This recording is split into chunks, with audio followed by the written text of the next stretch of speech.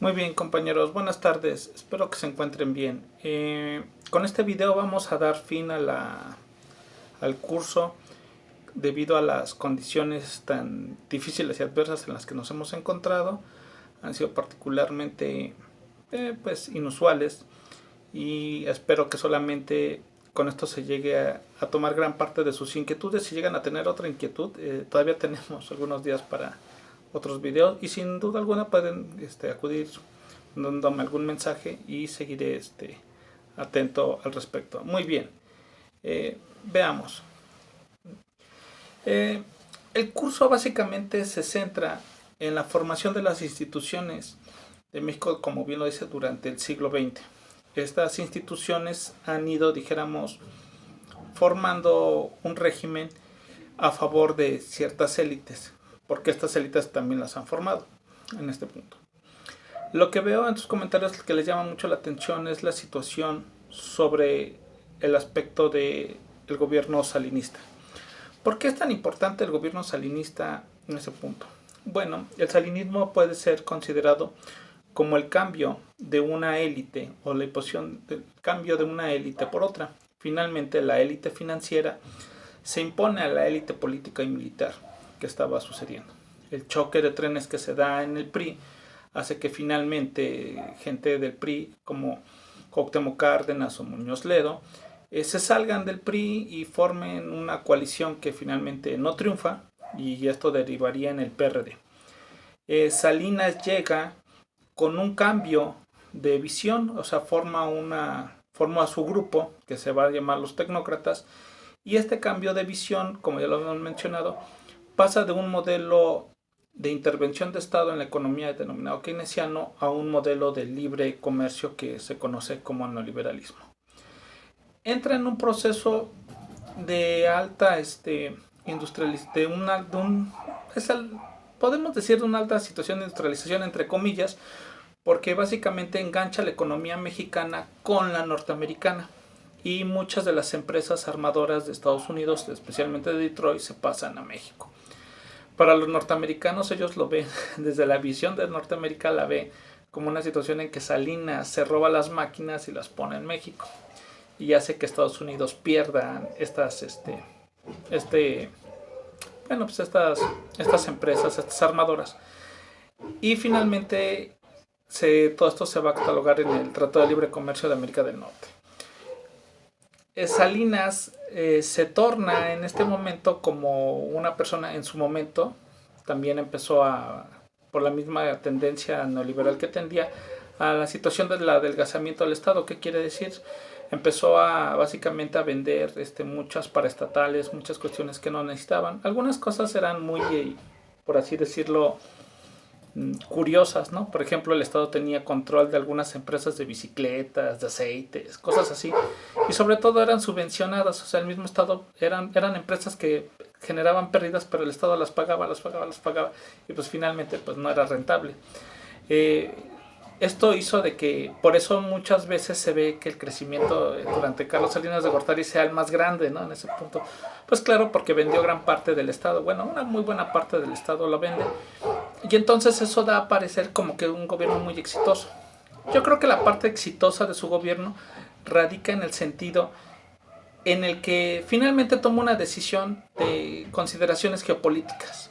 México, como ustedes se dan cuenta, geográficamente se encuentra en el norte porque está hacia el norte del Ecuador. Entonces, nosotros no podemos decir que somos Centroamérica, sino que es parte de Norteamérica. Pero culturalmente, por alguna extraña razón, siempre nos identificamos con Latinoamérica, por el idioma, la religión, el pasado colonial, etc. Salinas se da cuenta de que pues esto no tiene alguna forma no tiene un futuro económico, seamos lo franco, no tiene un futuro tecnológico, aunque estuvieran las ideas de la CEPAL y la necesidad de la industrialización y todo eso. O sea, Salinas veía que esta situación no era posible hacerla al mediano plazo, ya no dejáramos a largo plazo, al mediano plazo se podría hacer por las condiciones de la población, por las condiciones en las que veníamos desde el 82 de un país quebrado, etc. Y entonces finalmente toma la decisión de que México se vaya, dijéramos, hacia el norte, que viera hacia el norte y encauzar este punto.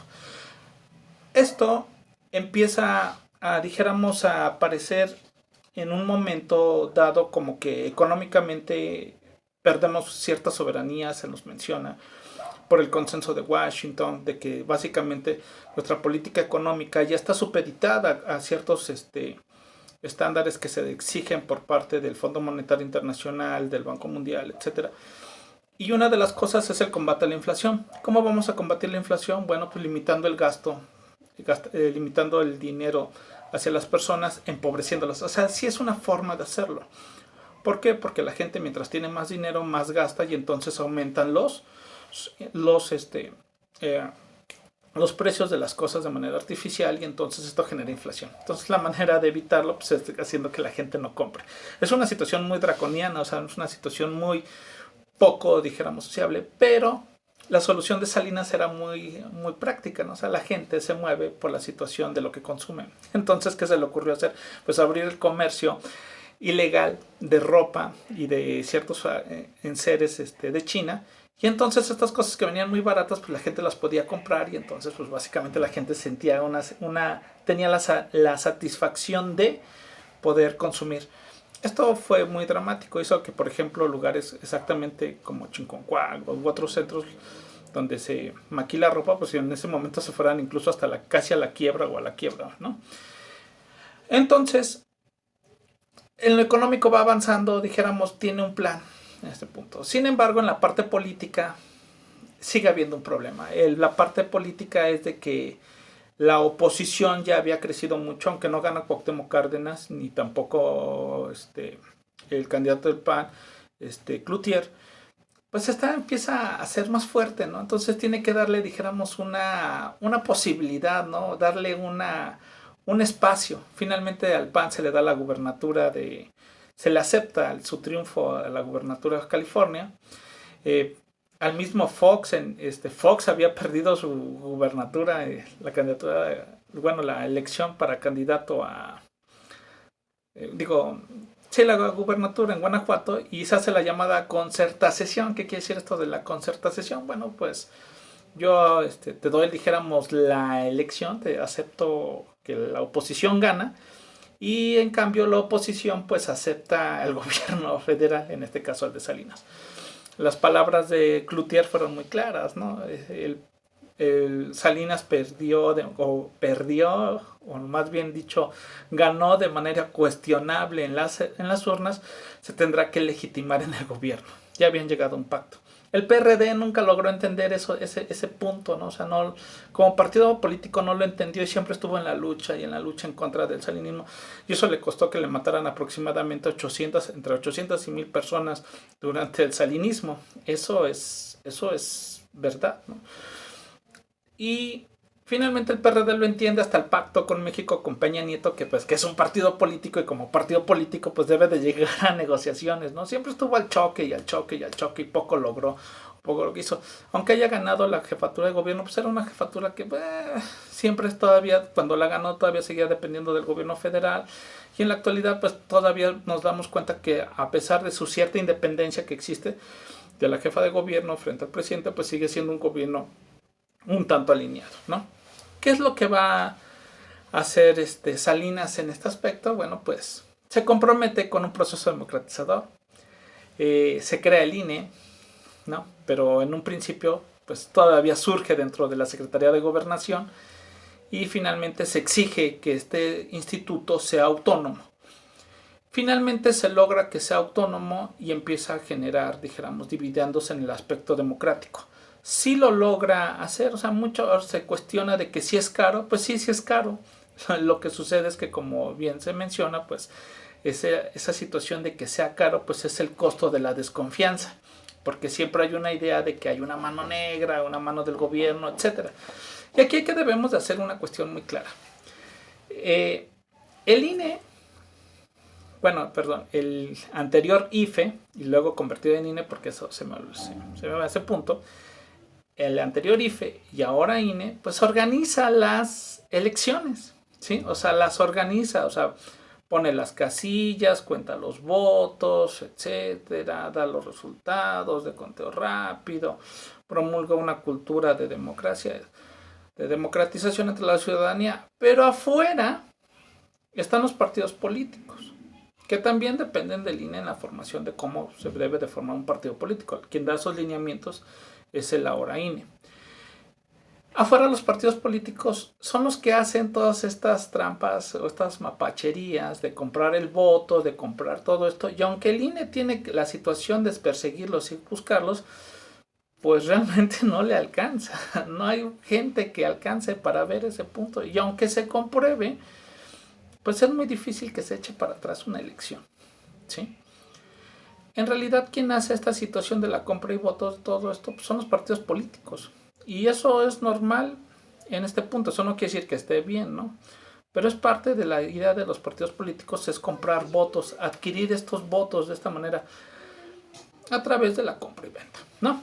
Pero el INE sí ha logrado durante estos años, ha logrado hacer elecciones, aunque diga el presidente que no es cierto, ¿no? Que pues ha facilitado fraudes. Por ejemplo, el del 2006 tan sonado. Bueno, pues a López Obrador eso se le olvida a él y a su gente, que se le dio la oportunidad de demostrar que era un fraude. Y lo que él llevó ante el juicio pues fueron cabras, gallinas, gansos, cosas así, ¿no? Que demostraban la compra y venta del voto y todo un desparpajo de papeles que ni ellos tenían orden. Realmente sabían que no iban a ganarlo así. Y pues finalmente se desechó porque simplemente la situación que ellos exigían pues ni siquiera tenía pies y cabeza. Eso es lo que se le olvida al observador. El observador realmente nunca hizo por la parte jurídica la situación necesaria para poder ganar. La elección del 2006, la elección del 2006 la perdió porque ellos mismos no se pusieron de acuerdo en la base territorial, pero eso es otra discusión.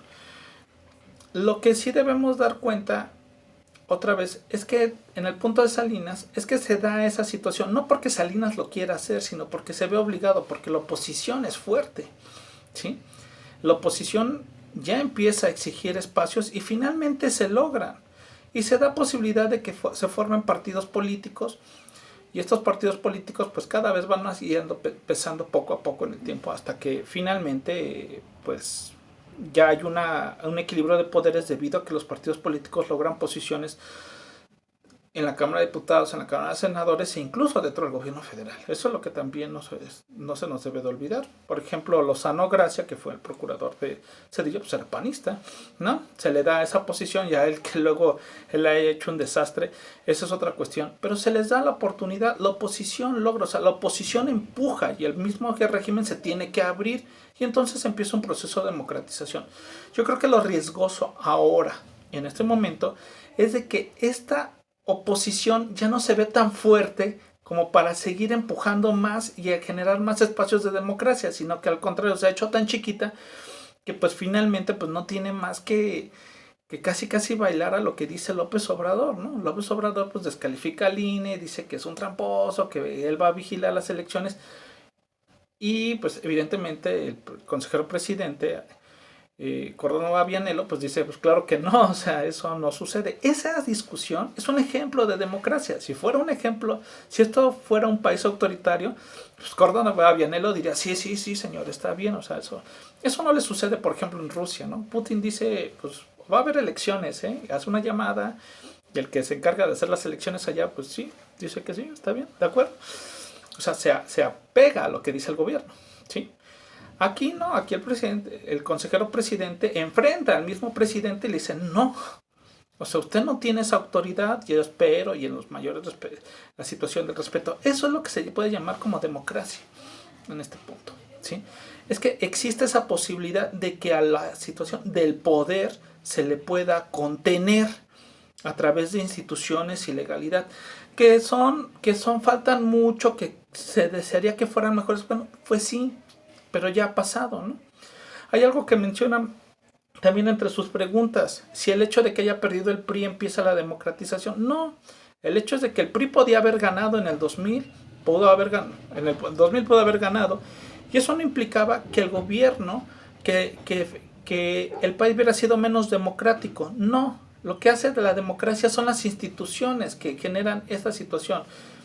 Órganos autónomos como el INE, que en este caso revisan las elecciones y las forman, el equilibrio de poderes de los tres, el ejecutivo, el legislativo, el judicial, y los partidos, la formación de partidos políticos, la posibilidad de que existan estos fuerzas políticos, la prensa escrita, la prensa en general ahora, en este punto, que exista esa situación en la cual se pueda criticar al poder en este punto. Por ejemplo, López Obrador puede decir muchas cosas. Eso no le evita que no se le hagan memes, que no se le hable, que no se le diga, que no se le critica, que no se le denuncie, ¿no? En muchas cosas. El hecho es de que el hombre pues va ganando y tiene muchas situaciones en ese punto, legales o legales, vamos a ponerlo así, no vamos a entrar en esa situación, pero se le cuestiona. Por ejemplo, dentro del Universal pues se le considera, pues se le mencionan sus nexos con gente que se dedica a la compra y venta del voto en el Estado de México, ¿no? que era gente de Montiel, ¿no? Eso en otros países autoritarios, eso significaría que el periódico desaparece y desaparece el que lo escribió. Aquí se dice y o se olvida o se esconde, pero no se deja de decir, ¿sí? Que eso es lo importante de un proceso de democratización. Algo que me dicen, ¿cómo es que se deba de hacer este proceso de ciudadanización? Que es otra situación. Bueno, pues es uno de los grandes pendientes. No hay nada más lento, jóvenes, en la historia, que un país haciendo cultura, que su gente vaya cambiando en este punto. Tú no le puedes decir a la gente, no venda su voto. O sea, se lo puedes decir, pero dentro de ellos pues saben que es un negocio en un país que básicamente con grandes carencias económicas. Esto debe de ir poco a poco cambiando. Yo creo que una de las situaciones que yo veo en la carrera es de que muchos que intentan, quieren o aspiran a ser políticos consideran que la política consiste en repartir despensas. Y eso no es hacer política, eso es comprar votos, en el mejor de los casos. Lo que implica la política es llegar a acuerdos, generar y tomar decisiones gerenciales hacia las políticas públicas, aunque estas políticas públicas no convenzan a la gente del todo. Por ejemplo, el aeropuerto. El aeropuerto de Texcoco pues es la falta de una pericia política terrible, ¿no? Porque la gente no está de acuerdo con que se haga ese tipo de cosas. ¿Por qué? Porque a la gente no le gustan los cambios, a nadie le gusta cambiar, el cambio genera un cierto temor. Entonces nosotros lo que debemos de la política debería de generar es lo siguiente, de generar la posibilidad de que la gente lo acepte, por así decirlo, en algún momento, ¿sí?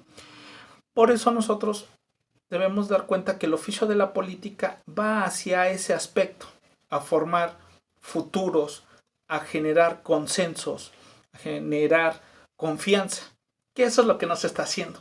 Eso es lo que podríamos llamar la profesionalización de la política y para eso sigue faltando más tiempo. Entonces, en conclusión, ¿vamos en un proceso democrático? Sí, sí hay democracia. ¿Faltan detalles? Evidentemente. ¿Es un Estado autoritario? No. Si fuera autoritario, por ejemplo, pues López Obrador, en el mejor de sus casos, si hubiera desaparecido al INE y al consejero presidente, no lo hace, no puede hacerlo. Si lo hace, él va a la cárcel. Y ese tipo de cosas, ¿no? Y nosotros podemos criticarlo, y yo desde aquí puedo decirle de cosas y pues no me debe de pasar nada. Porque es parte de mis garantías individuales, claro, evitando con el respeto y la clase que se le debe a todo este sentido. Entonces, eso es lo que podemos concluir. Ha sido un largo proceso de democratización. ¿El régimen ha sido exitoso? Sí, porque se mantiene. ¿Tiene deudas económicas? Demasiadas. Pero sin embargo han sido lo suficientemente saldadas para que se mantenga, ¿sí? Entonces podemos decir que el régimen ha pasado y las élites se han mantenido. Y eso es quizá una de las cuestiones preocupantes desde mi punto de vista, es que necesita haber un rol de élites, porque estas élites ya deben de cambiar, ya deben de ser otros grupos y otras personas que hagan estos cambios que necesita el país. Porque si nos damos cuenta, las personas que participan dentro de la democratización son las mismas personas que están durante el régimen autoritario. Un ejemplo, Muñoz Ledo, todo el mundo lo admira, todo el mundo dice que cómo se opone al presidente. Bueno, él mismo fue y justificó como subsecretario de Gobernación la represión de 1968. Bueno, esto es todo. Espero que les guste. Alguna otra duda, escríbanme. Estamos en contacto. Muchas gracias, compañeros. Saludos.